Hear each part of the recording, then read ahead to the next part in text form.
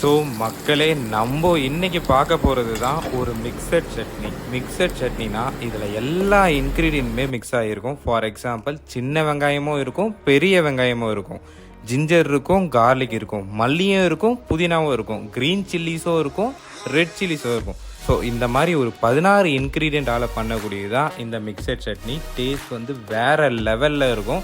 So நீங்கள் வந்து இது பொறுமையாக எனக்கு டைம் இருக்குது அப்படின்னு இருக்கும்போது மட்டும் இந்த சட்னியை ட்ரை பண்ணால் போதும். ஸோ நாங்கள் இந்த சட்னியை 4 பேர் சாப்பிட்ற குவான்டிட்டியில் பண்ணியிருக்கிறோம். டீட்டெயிலான ரெசிபி டிஸ்கிரிப்ஷனில் போட்டிருக்கோம். எல்லாருமே அதன்படி பார்த்துட்டு அந்த இன்க்ரீடியண்ட் எல்லாமே ஒரு செட்டாக எடுத்து வச்சுட்டு இந்த டிஷ்ஷை செய்ய ஸ்டார்ட் பண்ணுங்கள். ஸோ ஃபஸ்ட்டு எப்பவும் போல் ஒரு பேன் ஒன்று எடுத்துக்கோங்க. பேனில் ஆயில் 20 கிராம்ஸ் போட்டுட்டு ஃபஸ்ட்டு இன்க்ரீடியண்டான எண்ணெய் சூடானதுக்கு அப்புறமா ஸ்மால் ஆனியன்ஸை ஆட் பண்ணுங்கள். அதை ஒரு 2 நிமிஷம் நல்லா வதக்கிட்டு அதுக்கு அடுத்தது green chilli and red chilli கீழே அழகாக கொடுத்துருக்க அந்த மெஷர்மெண்ட்டில் அப்படியே போடுங்க. அதை ஒரு நிமிஷம் நல்லா ஃப்ரை பண்ணுங்கள். நெக்ஸ்ட்டு ஜிஞ்சர் அண்ட் கார்லிக் ரெண்டும் இந்த வீடியோவில் தெரிகிற மாதிரி போட்டு அதை ஒரு 2 நிமிஷம் ஃப்ரை பண்ணுங்கள். நெக்ஸ்ட்டு இன்க்ரீடியண்டான பிக் ஆனியன்ஸ், பெரிய வெங்காயத்தை போட்டு அதை ஒரு 3 நிமிஷம் நல்லா ஃப்ரை பண்ணுங்கள். அது நல்லா அந்த வீடியோவில் தெரிகிற பதம் வந்ததுக்கு அப்புறமா மல்லி அண்டு புதினா அழகாக கீழே கொடுத்துருக்க அந்த மெஷர்மெண்ட்டில் அப்படியே போடுங்க. ஃப்ரெஷ்ஷான லீவ்ஸாக போடுங்க. இது ரெண்டும் அந்த லீஃப் எல்லாம் நல்லா சுருங்கினதுக்கு அப்புறமா தக்காளி ஆட் பண்ணிக்கோங்க. 50 கிராம் தக்காளி நல்லா அந்த பதம் வந்ததுக்கப்புறம் அதுக்கு அடுத்த இன்க்ரீடியண்டான கோகோனட் தேங்காவோட துருவல் 20 கிராம் மட்டும் ஆட் பண்ணிக்கோங்க.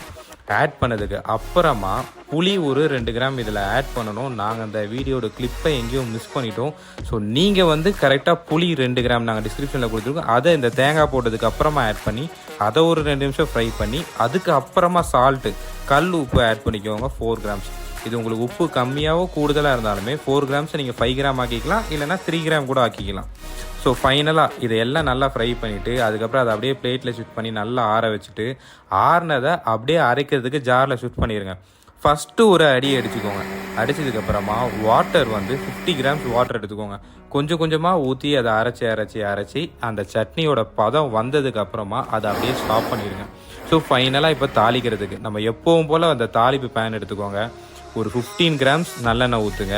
அது எண்ணெய் நல்லா சூடானதுக்கு அப்புறமா கடுகு அண்டு உளுந்து போடுங்க. அது நல்லா வெடிக்க ஆரம்பித்த உடனே கேஸை அப்படியே ஆஃப் பண்ணிவிட்டு கருவேப்பிலையை போட்டிங்கன்னா அதை நல்லா மிக்ஸ் பண்ணிவிட்டு தாளிப்பை அப்படியே தூக்கி நம்ம சட்னியில் ஊற்றி அதை நல்லா மிக்ஸ் பண்ணிங்கன்னா ஃபைனலாக நம்ம சட்னி ரெடி.